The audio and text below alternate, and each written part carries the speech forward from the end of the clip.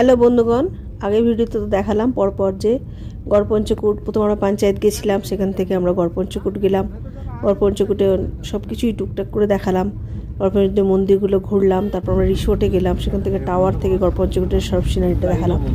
তারপর আমরা গড়পঞ্চকূট শেষ করে এবার আমরা বেরিয়ে পড়লাম পঞ্চকূটের উদ্দেশ্যে। চলুন এবার আপনাদেরকে পঞ্চকূট নিয়ে যাব।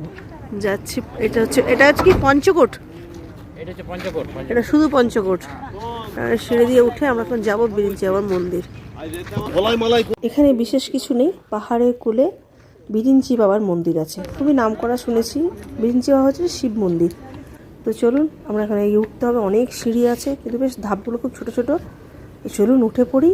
এই পর্যন্তই উঠে আপনাদেরকে পরের ভিডিওতে আপনার শেয়ার করবো যে বিরিঞ্চি এখানে মন্দিরে কী কী আছে না আছে। তো চলুন এবার উঠে পড়ি, আর সঙ্গে থাকুন, পাশে থাকুন, আর দেখতে থাকুন। আমার ভিডিও অবশ্যই লাইক কমেন্ট শেয়ার করবেন। অনেক অনেক ধন্যবাদ সকলকে। Bye bye.